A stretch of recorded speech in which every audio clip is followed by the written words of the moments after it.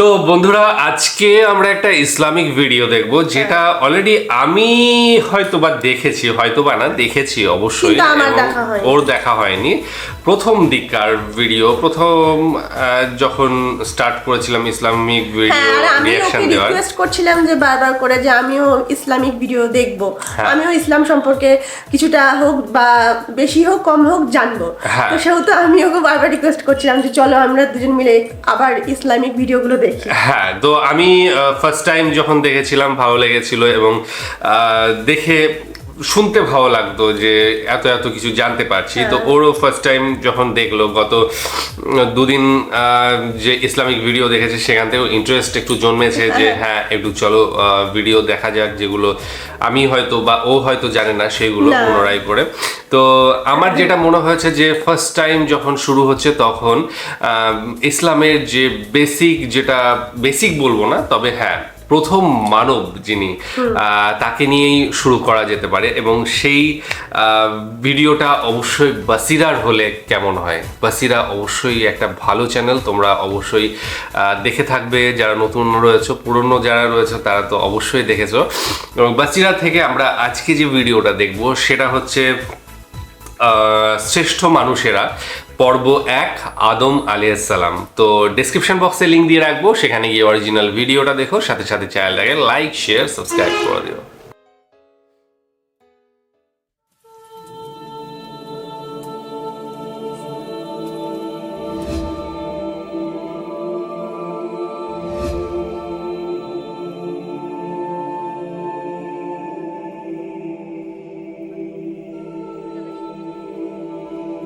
প্রথমে আল্লাহ ছিলেন। আল্লাহ ব্যতীত আর কোনো কিছুর অস্তিত্ব ছিল না। এমন কোনো মুহূর্ত ছিল না যখন তিনি ছিলেন না। তিনি ব্যতীত কোনো বাস্তবতা ছিল না। কোনো এক পর্যায়ে অসীম জ্ঞানের মালিক সিদ্ধান্ত নিলেন তিনি সৃষ্টি করবেন। একে একে সম্ভাবনার জগৎ থেকে বাস্তবতার জগতে নিয়ে আসতে লাগলেন তার প্রথম সৃষ্টিগুলোকে। যেহেতু অসীম জ্ঞানের মালিক সিদ্ধান্ত নিয়েছেন সৃষ্টি বলে কিছু থাকবে, তার মানে সৃষ্টির অস্তিত্ব থাকাটাই শ্রেয়। সেই সৃষ্টি ভালো কিছুই করুক বা খারাপ কিছু। আল্লাহ তার আরশ সৃষ্টি করলেন, পানি সৃষ্টি করলেন, কলম সৃষ্টি করলেন, এবং সেই কলমকে আদেশ করলেন, লেখো। কলম বলে উঠল, আমার রব, আমি কি লিখব? আল্লাহ বললেন, সময়ের শেষ পর্যন্ত, অর্থাৎ কিয়ামত পর্যন্ত যা কিছু ঘটবে সব কিছু লিখো। আরশ শব্দের অর্থ আসন। আসন, পানি, কলম, এই শব্দগুলোর অর্থ আমরা জানি, কিন্তু আল্লাহর সেই আরশ, সময়ের শুরুর সেই পানি এবং সব কিছুর নিয়তি লেখা সেই কলম কেমন তা আমাদের পক্ষে জানা সম্ভব নয়, এবং একমাত্র আল্লাহর কাছেই পরিপূর্ণ জ্ঞান রয়েছে। মহাবিশ্ব তৈরির 50,000 বছর আগেই আল্লাহর হুকুমে সেই কলম সব কিছুর নিয়তি লিখে রেখেছিল লাওহাল মাহফুজে। 50,000 বছর পর আল্লাহ আসমান এবং জমিন সৃষ্টি করলেন। أولم ير الذين كفروا أن السماوات والأرض كانتا رتقا ففتقناهما وجعلنا من الماء كل شيء حي أفلا يؤمنون। অতঃপর কোনো এক পর্যায়ে আল্লাহ সৃষ্টি করলেন ফেরেশতাদের। নূর থেকে তৈরি আল্লাহরই অপূর্ব সৃষ্টি প্রবৃত্তিগতভাবেই আল্লাহর ইবাদতে নিমজ্জিত থাকে এবং আল্লাহর কোনো হুকুমের অমান্য করে না, এবং তাদের মধ্যে থেকে সর্বপ্রথম এবং সর্বশ্রেষ্ঠ হলেন জিবরাঈল আলাইহিস সালাম। আল্লাহ নূর থেকে ফেরেশতা তৈরি করার পর আরও কিছু সময় পার হলো, এবং এরপর এক নতুন জাতি সৃষ্টি করলেন, এবং তাদের সৃষ্টি করলেন এক ধরনের ধোঁয়াবিহীন আগুন থেকে। এই জাতির নাম হলো জিন। ফেরেশতা আর জিনদের মধ্যে মূল পার্থক্য হলো জিন জাতি প্রবৃত্তিগতভাবেই আল্লাহর ইবাদত করে না, বরং তারা চাইলে তার হুকুম অমান্য করতে পারে। আল্লাহ জিনদের দুনিয়াতে খলিফা হিসেবে পাঠালেন। আগুন থেকে তৈরি এই সৃষ্টি ছিল উত্তেজনাপ্রবণ। তারা ঘন ঘন যুদ্ধ ও খুনাখুনিতে লিপ্ত হতে লাগল এবং দুনিয়াতে অন্যায় অনাচার ছড়িয়ে পড়ল। কিছু পুণ্যবান জিন থাকা সত্ত্বেও বেশিরভাগ জিন আল্লাহকে অমান্য করতে লাগল। কিন্তু একজন জিন ছিল যে বিশেষভাবে আল্লাহর ইবাদত করত এবং আল্লাহর নৈকট্য লাভ করার চেষ্টা করত। এক পর্যায়ে তার ইবাদতের পুরস্কার স্বরূপ আল্লাহ তাকে তার এতটা কাছে আসার অনুমতি দিলেন যে সে ফেরেশতাদের অবস্থানে গিয়ে আল্লাহর ইবাদত করার সুযোগ পেল। অন্যদিকে দুনিয়াতে জিন জাতির অপকর্ম চলতে থাকায় আল্লাহ তাআলা ফেরেশতাদের হুকুম দিলেন দুনিয়াতে গিয়ে সেই জিনদের বিতাড়িত করার জন্য। এই দায়িত্ব পালন করার জন্য ফেরেশতাদের সাথে পাঠানো হলো আল্লাহর বিশেষ অনুগ্রহ লাভ করা সেই জিনকেও। দুনিয়ায় অন্যায় অনাচার সৃষ্টিকারী জিনদের ফেরেশতারা ধ্বংস করল এবং খুব অল্প সংখ্যক জিন রেহাই পেল। আল্লাহর হুকুম পালন করে ফেরেশতারা আসমানে ফিরে আসলো এবং তাদের সাথে সেই পুণ্যবান জিন। এরপর কতটুকু সময় পার হলো তা আমরা জানি না, কিন্তু এক পর্যায়ে রব্বুল আলামিন ঘোষণা দিলেন তিনি এক নতুন জীব সৃষ্টি করবেন।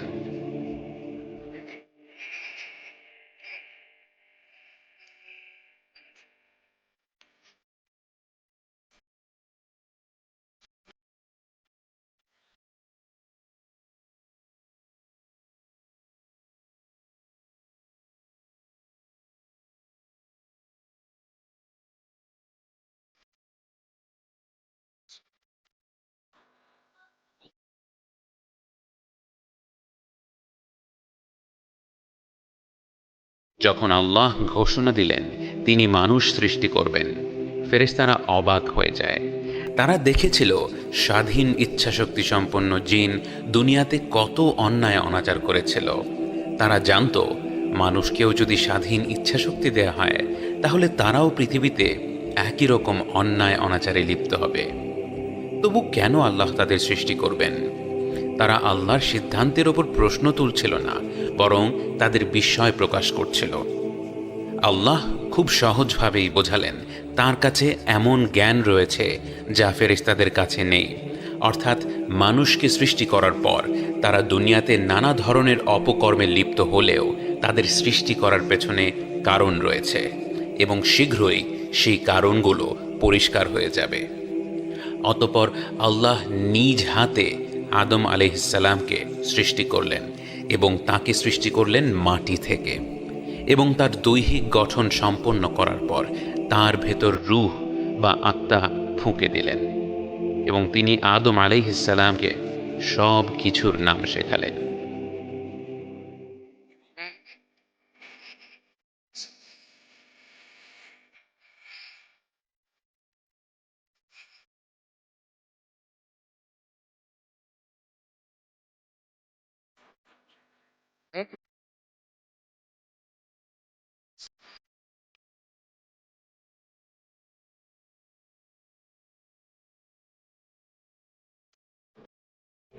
এবং তিনি ফেরেশতাদের হুকুম দিলেন আদম আলাইহিসসালামকে সিজদা করার জন্য। ফেরেশতাদের আসনে তখন সেই পুণ্যবান জিনেরও জায়গা ছিল। সেই আদেশটি তার ওপরেও প্রযোজ্য ছিল, কিন্তু প্রতিটি ফেরেশতা তাৎক্ষণিকভাবে আদম আলাইহিসসালামকে সম্মানস্বরূপ সিজদা করলেও সেই জিন তাকে সিজদা করল না। প্রথমবারের মতো কেউ স্বয়ং আল্লাহর উপস্থিতিতে আল্লাহর হুকুম অমান্য করার ধৃষ্টতা দেখালো। إذ قال ربك للملائكة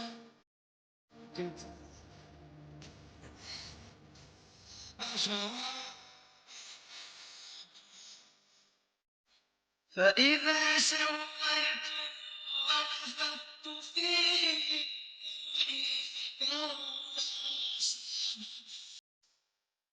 فسجد الملائكة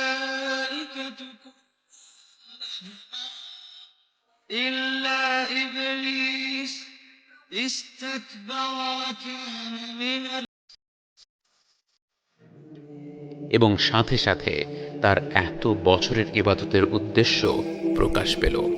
সে আল্লাহকে বেশি বেশি ইবাদত করার মাধ্যমে আল্লাহর ভালোবাসা কামনা করেনি, কামনা করেছিল মর্যাদা, সম্মান।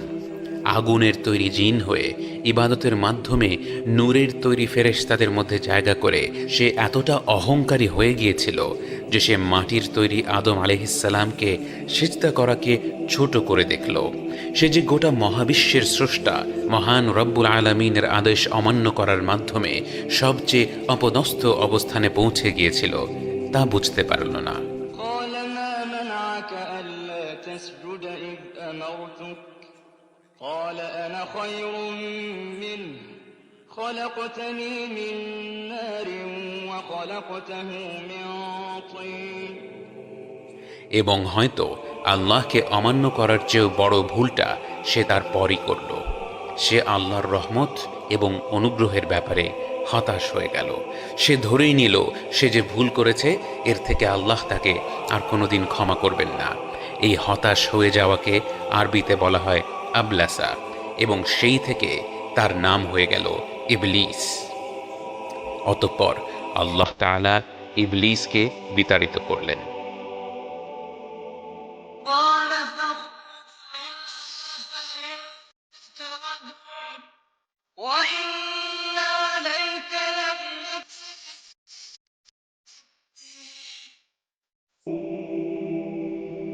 ইবলিসের মনে এত প্রবল হিংসা আর ক্রোধ জন্ম নিল যে সেই অভিশাপের মুহূর্তেও সে আল্লাহর কাছে দোয়া করে ফেলল। কিন্তু সে মাগফিরাতের জন্য দোয়া করল না, বরং আল্লাহর কাছ থেকে কিছু সময় রেহাই চাইল, যেন সে আল্লাহর কাছে প্রমাণ করতে পারে মানবজাতি কতটা খারাপ।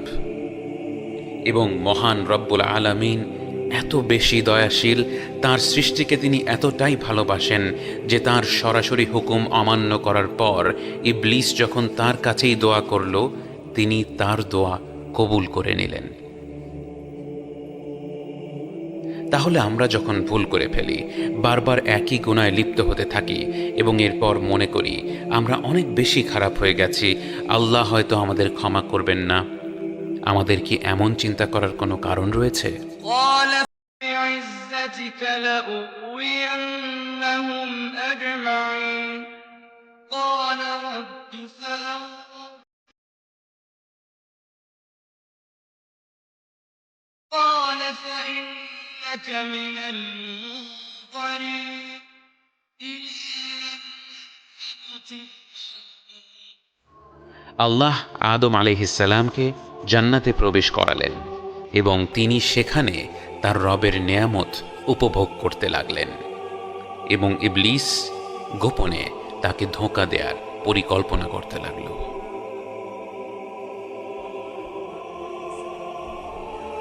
প্রথম পর্ব শেষে শ্রোতাদের জন্য কিছু প্রশ্ন।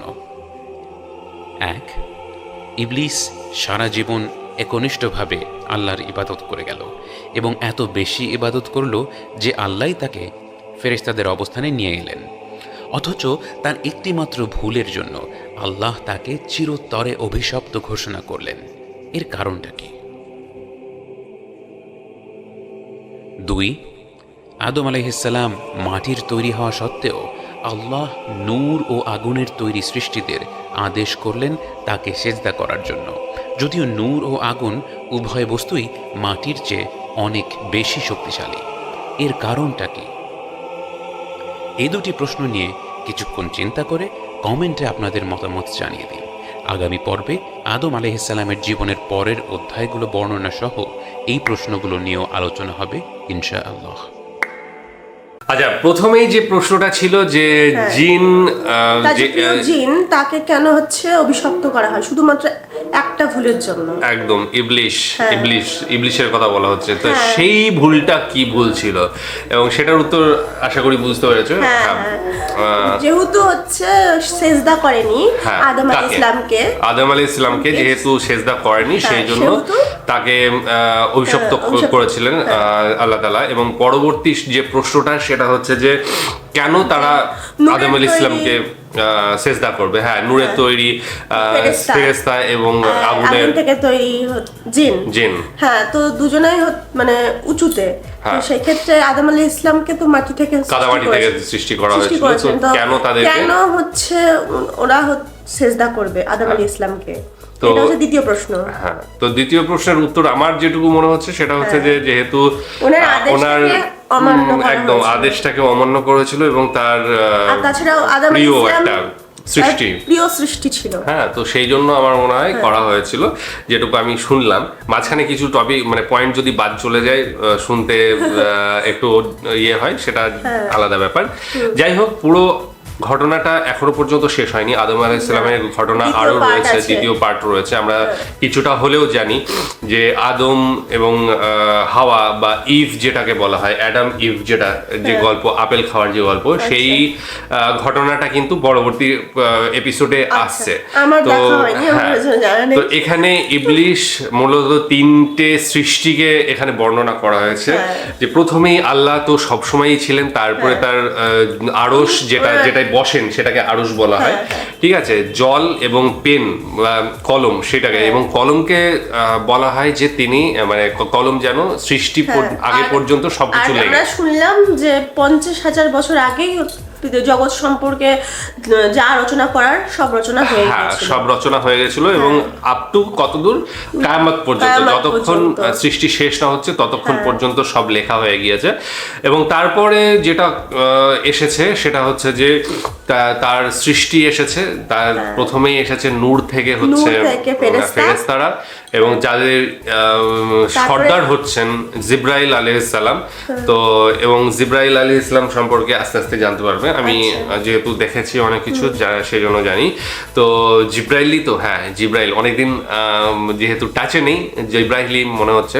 তো জিব্রাইল আলাইহিস সালাম, এবং পরবর্তীতে আমরা দেখলাম যে জিনদের ধোঁয়া ছাড়া আগুন থেকে জিন। ধোঁয়া ছাড়া আগুন থেকে, এবং তাদের সর্দার করা হয়েছিল ইবলিসকে, ইবলিসকে। বা না, যার ইবলিস- নামটা এসেছে আবুলাস, সর্দার ছিল না, প্রিয় হিসেবে হয়ে এসে, গেছিল। এবং তাকেই এখন কারণ সর্দার। সে আল্লাহ তাআলাকে হ্যাঁ, মানতো। পরবর্তী সময়ে জিনদের সর্দার সেই হয়ে ও ওঠে, আচ্ছা, ঠিক আছে। এটা আমার তো জানা নেই। আমি হ্যাঁ, তো ওই জন্য আমি এই আরবি ভিডিও থেকে যা শব্দ, জেনেছি তার উপরেই বলছি। হ্যাঁ আরবি শব্দ আবুলাস না আবলাস, আবালাস আবালাস, আরবি শব্দ আবুলাস কি এরকম ছিল। এরকম একটা সেখান শব্দ। থেকেই ইবলিশ এসেছে। এবং পরবর্তী সময়ে আমরা দেখলাম যে যখন কাদামাটি থেকে আদম আলাইহিস সালামকে তৈরি করা হলো, তখন কিন্তু তাদেরকে সেজদা করতে বলা হয়। এবং এই জায়গাটায় এসে ইবলিশের একটা যে আত্মদম্ভ সেটা প্রকাশ পায়, হ্যাঁ, সে এবং কেন তার, করবে, আসল ঠিক আছে? প্রবৃত্তিটা সামনে আসে হ্যাঁ, যে কেন সে আমি এতদিন কেন হচ্ছে করব? আল্লাহ তাআলাকে মেনে চলছিল। হ্যাঁ, তো সেক্ষেত্রে সে চাইছিল সম্মান। সম্মান। হ্যাঁ। এবং সেই সম্মানটাই তার বিকিয়ে যাচ্ছিল মনে হয়েছে, যেহেতু আদম আলাইহিস ইসলাম যেহেতু তাকে মাটি সেজদা করতে এবং বলা। কাদা দিয়ে তৈরি, তো তাকে সেজদা মানে হচ্ছে প্রণাম। প্রণাম। হ্যাঁ, আমাদের যেটা বলা হয় আমাদের কথা হ্যাঁ, অনুযায়ী প্রণামটা সেটা প্রণাম। সেজদাটা আলাদা জিনিস, মানে সম্মান জানানো। এটা যেটা বলা হয়, তো সেই জিনিসটা করা হয়নি। তো যাই হোক, এই ছিল মোটামুটি ভিডিওর সারাংশ, যেটুকু দেখলাম। পরবর্তী সারাংশ দেখার জন্য নিশ্চয়ই মুখিয়ে আছো। তো আমি অবশ্যই। একদম আমি খুবই কিছুটা ভালো হলেও জানি, লেগেছে, এবং ভীষণ ভালো লেগেছে। একদম আমি তো নূর আমি নূর মানে হচ্ছে আলো। আচ্ছা, আমি নূর তো থেকে। ফেরেশতা বা জিন এইসব কোনো মানে শুনেছি, এই শব্দগুলো শোনা ছিল আমার, হ্যাঁ। কিন্তু এগুলোর কিভাবে সৃষ্টি হয়েছে সেগুলো আমার জানা ছিল না। একদম। তো এই ভিডিওটা থেকে আমার সেই জ্ঞান তৈরি হয়ে গেল। হ্যাঁ। তো এর পরের জন্য আমি অবশ্যই মুখিয়ে আছি, এর পরের জ্ঞানগুলো নেওয়ার জন্য। তো হ্যাঁ। খুব ভালো লাগলো। তো যাই হোক, পুরো ভিডিওটা দেখলাম, ভালো লেগেছে। এর আগেও দেখেছি, খুবই ভালো। আবার একটা আমার দিক থেকে ব্রাশ হয়ে যাচ্ছে ব্যাপারগুলো, ঠিক আছে, যেগুলো মরচে পড়েছিল সেগুলো উঠিয়ে যাওয়া আর কি, সেই রকম একটা ব্যাপার। তোমাদের কেমন লেগেছে সেটা জানাবে। তোমরা আবার চাও কিনা সেটাও অবশ্যই জানাবে, কারণ অনেকেই হয়তো দেখে নিয়েছো অলরেডি, তাদের হয়তো ভালো নাও লাগতে পারে, তো সেটাও জানাবে। এবং যারা নতুন দেখছো তাদের কেমন লাগছে সেটাও জানাবে। আজকের আমি মতো নতুন দেখছি, তো আমার ভীষণ ভালো লাগছে। তো আজকের মতো এখানেই শেষ করছি। আগামী দিন আবার আসছি অন্য কোনো ভিডিও নিয়ে। ততক্ষণের জন্য Stay tuned. stay tuned. Tata.